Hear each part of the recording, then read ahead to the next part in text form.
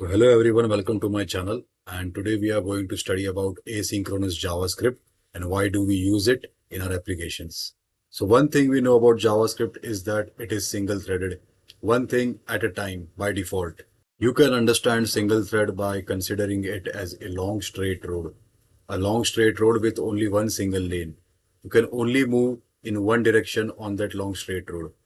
So let's try understanding synchronous and asynchronous nature of JavaScript by taking a short trip to Goa. So as you can see that we have left for Goa, and before reaching to Goa, we need to complete three tasks. We need to collect goods from three different shops, three different houses. So first, to reach house number 1, it takes around 2 hours, and from there to reach house number 2, it takes another more 2 hours. But as you can see, there is also a house number 3 on the right side, and to reach house number 3, it takes 2 hours back and forth. So as I am alone, I don't have any friend to accompany with me. I need to reach Goa as soon as possible. But as you can see, first I have to go to house number 3, and from there I will collect my goods. I will come back to express highway. This will take around 4 hours, right? And from there to reach house number 1, it will take another more 2 hours. And from house number 1 to house number 2, it will take another more 2 hours, which sums up to 8 hours to reach Goa. So as you can see, I have written a code in JavaScript to reach Goa synchronously. So as discussed, to reach shop number 3, it took around 2 hours. So I have written a function called as sleep. For now, you can ignore the syntax what I have used to write this function. It is not important whether you understand the syntax of JavaScript for now. For now, we just need to understand asynchronous JavaScript, concept of asynchronous JavaScript perfectly. So getting back to the code, first it took around 2 hours to reach shop number 3, and from shop number 3 to reach back to express highway, it took another more 2 hours, and from express highway to reach house number 1 or shop number 1, it took another more 2 hours. So we are 6 hours in, and we collect the item from shop number 1, then another 2 hours to reach shop number 2 and collect the item, and then we finally reach Goa. So let's try to run this code and check what's the output is. So it should take 4 hours to reach shop number 3, then 2 hours to shop number 1, and then another 2 hours to shop number 2, and then we reach Goa finally in 8 hours. So this is synchronous manner of JavaScript. So now let's study and try to understand what is asynchronous nature of JavaScript. So in synchronous JavaScript, you notice that the code was executing in a single thread. By single thread, I mean in single direction from top to bottom. First, the line number 4 got executed, then line number 9 got executed to collect item from shop number 1. Then we collected item from shop number 2, and then we reach Goa. So it took around 8 hours to reach Goa. But now, to understand asynchronous JavaScript, let's try going Goa with a friend. So as you can see that now we are heading towards Goa with a friend of ours. So what I will do this time is that I will ask my friend to please collect package number 3 from house number 3, and simultaneously I will go to house number 1 and house number 2 to collect the packages. So once I collect package number 1 and package number 2 from 2 houses, I will reach Goa in 4 hours. And in the meantime, simultaneously my friend is also collecting item number 3 from shop number 3, and it will take around 4 hours to reach Goa for him. So once I reach Goa, my friend will simply hand over the package number 3 to me. So one very important thing to keep in mind is that my friend can only hand over package number 3 to me once I reach to Goa. That is, once I complete the tasks which are in my bucket, which is to collect item number 1 from house number 1, collect item number 2 from house number 2, and then if I reach Goa, only then my friend can hand over package number 3 to me. So this is a very important thing to keep in mind. So I hope that this entire asynchronous scenario is clear to you all, and we will try to code this in JavaScript. So here you can see that I have written the asynchronous scenario that we have just discussed in JavaScript. So before moving ahead, I would like to just take a recap of what we have done so far.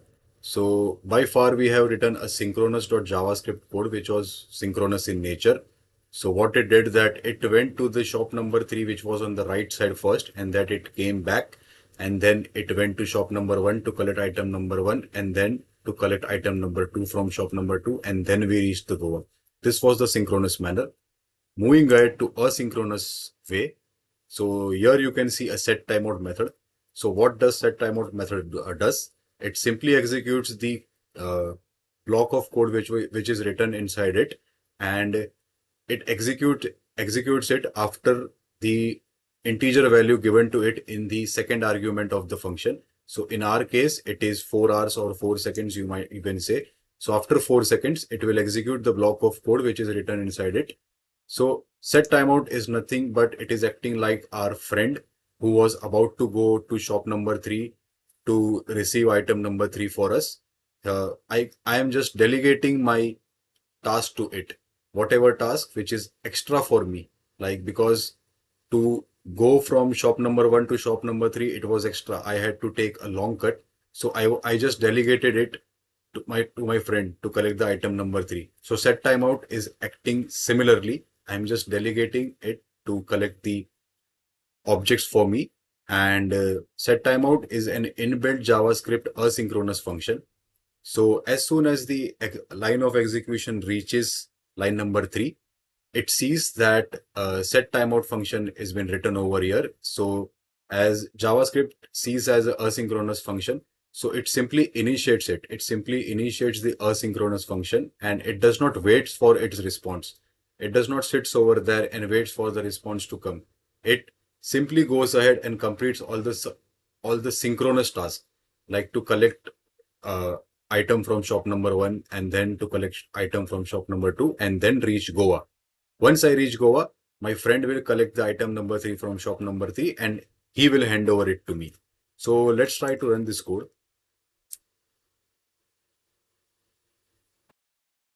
To collect item from shop number 1, then I collect from shop number 2, and then I reach Goa.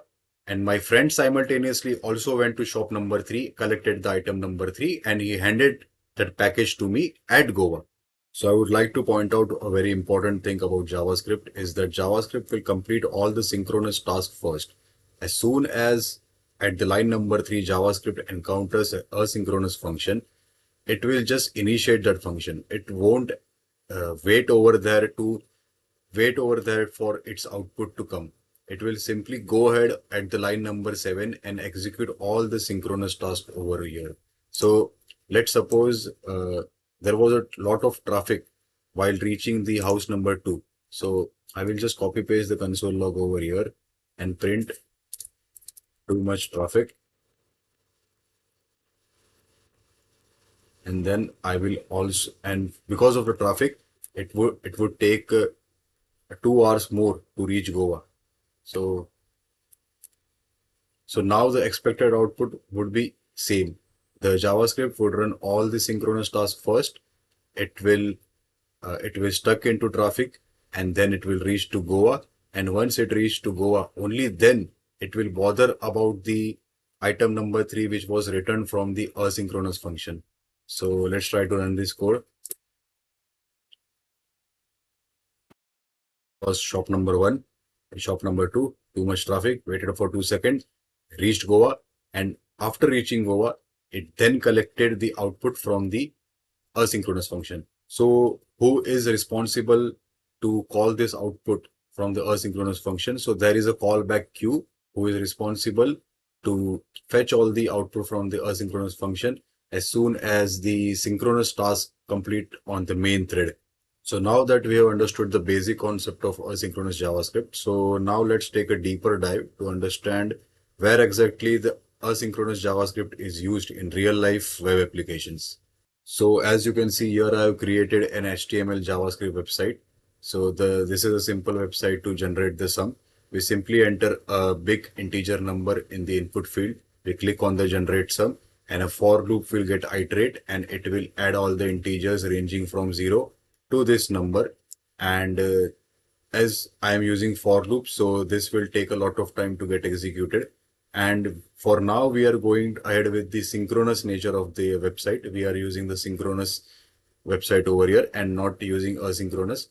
So we will see that when we try to do a long operations like long for loop operations or any operation will take some time, like fetching data from the database or from the API, which might take time. So what happens to the entire website? What happens to the flow of the entire website? On the generate sum button, I have added an event listener of on-click event. So coming back to the code, I have added an event listener over here. So it's okay if you are not aware about the event listeners yet. You just need to note that event listeners are nothing but on certain event, a block of code gets triggers. In our case, the block of code is nothing but generate some method. So as I told, that generate some method will take a lot of time to get executed because it is iterating for a long number of times in for loop. So after generate some method, I have written 2 lines of code. What these 2 lines of code do is that it simply prints the you can still use me text in the text area which I have provided over here. But these 2 lines of code are written beneath the generate sum, and generate sum is nothing but a synchronous long running code. But these 2 lines of code are written after the generate sum method, and generate sum method is nothing but a synchronous long running method, and it will take a lot of time to execute this method, and JavaScript will wait for this method to get completed because it is synchronous method, and only after that this method completes, the line of code will move ahead and execute these 2 lines of code because we are practicing synchronous behavior over here. So let's try it out. I will just increase the number of zeros and click on generate sum.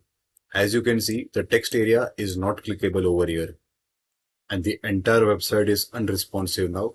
So let's try to overcome this issue with help of asynchronous JavaScript. So over here, I have just uncommented the asynchronous code and commented the synchronous code. So for the asynchronous code to execute in JavaScript, I have used set timeout. So set timeout is doing nothing, but it is calling the generate sum method after 5 seconds. So as this is the asynchronous nature of the JavaScript, what it does is that it simply initiates the generate sum method returned inside the set timeout method, and it will simply initiate. It will not wait for its response to come back. It will move ahead and complete all the synchronous tasks. And let's see the output of this particular website, of the synchronous website. So I will open the live server. I will just increase the amount of input. I will click on generate sum. As you can see, the sum is not generated yet, but the text area is still usable. I can still click on it. I can still interact with the website. It is not unresponsive to me. I know it will take some time to generate the sum, but still the other components of the website are still usable. So there are many real life examples of asynchronous JavaScript using in many websites, many famous websites like YouTube. So suppose if I try to refresh over here, you will see that search bar is still clickable and many of the components are clickable. But at the same time, this intro video is not been fetched yet because this video is been fetched from the asynchronous manner and all the other data has been fetched successfully synchronously. So this was all about basics of asynchronous JavaScript. So as this is my first tutorial video on this YouTube channel, so I might not be that confident while teaching to you guys, and I might not be that clear while speaking to you, but I will try my level best to be better in my next video, and I will give my best to teach each and every complex topics to you thoroughly, and that's my promise to you guys. If you guys have any kind of doubts regarding asynchronous JavaScript, then please ask them in the comment section. And even if you guys think that I am going wrong somewhere, then please feel free to correct me in the comment section as well. Thank you guys for watching this video. Stay tuned. I will be seeing you guys soon.